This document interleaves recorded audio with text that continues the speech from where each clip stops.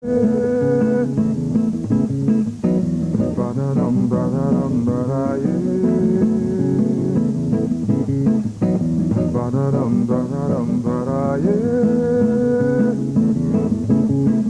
sensational. Your laugh, you kiss your lips are so exceptional. It's hard to fathom one could be so exciting, exquisitely charming. You're sensational. I'm surprised that you look back at my hello.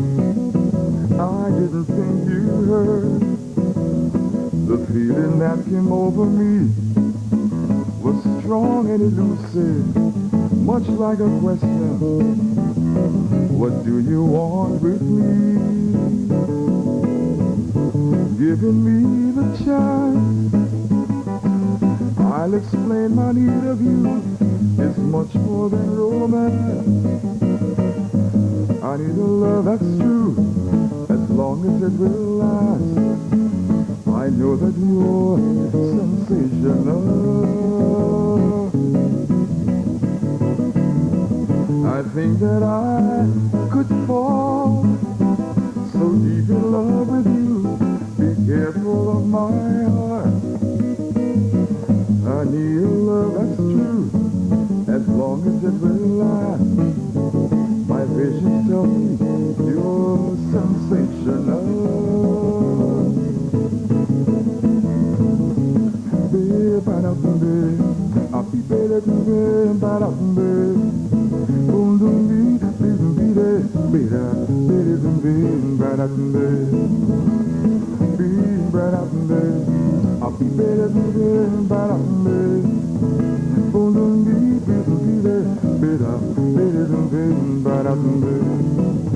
Giving me the chance, I'll explain my need of you.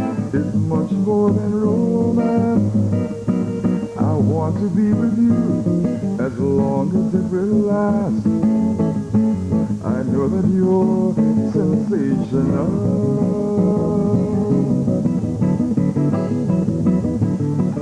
I think that I could fall so deep in love with you.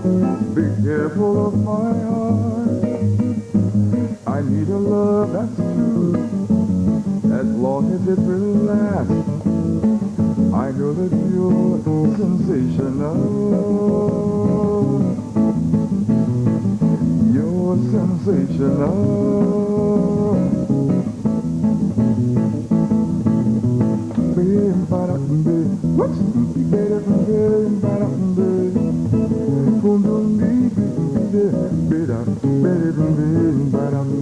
Come on.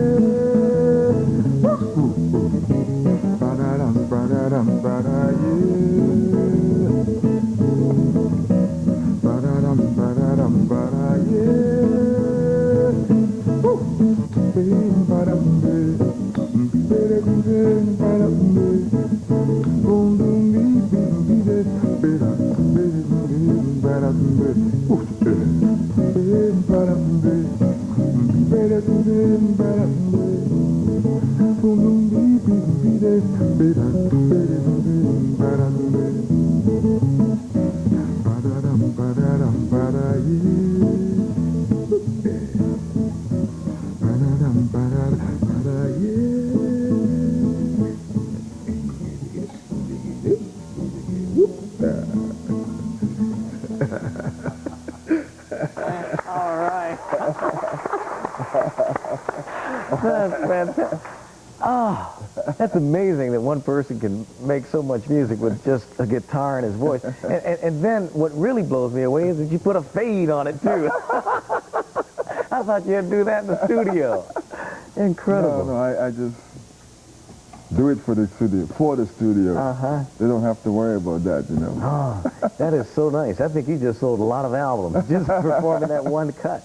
And the whole album is very mellow like that. Just, I mean, that is you, isn't it? Yes, Just very mellow. this is what I'm about. Mm-hmm. I mean, I do some other things too, up tempos, but I'm still floating on the top. Right. While the rhythm is like that, I'm still. How has what has happened to music over the last 10 years since you've been away? Does that affect you at all, or you just completely ignore all the different trends in music? I listen to it because I'm really proud to see what the youngsters are doing with that rap. Mm-hmm. Because when I first went to New York, I used to see people like Oscar Brown Jr., you know, doing that number, that same number.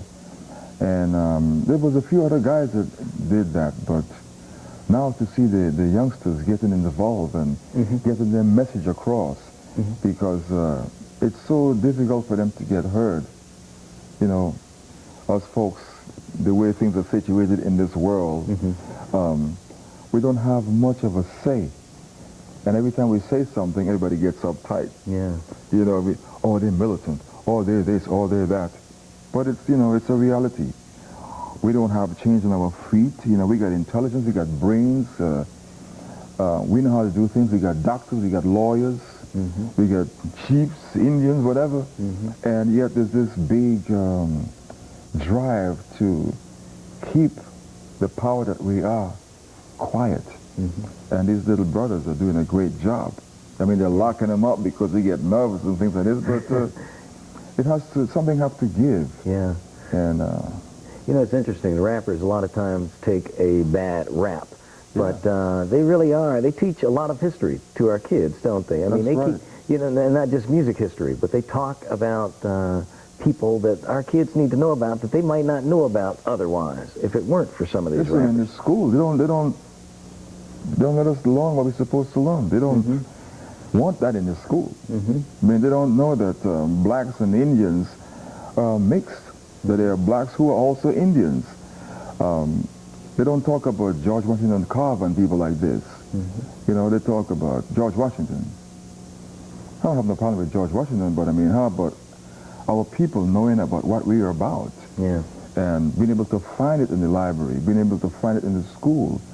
You know, it's just a terrible thing. I mean, I may sound a little angry, but it is very important, and it bothers me because I have 3 children, and I want to make certain that they learn and they get the opportunities that they didn't have.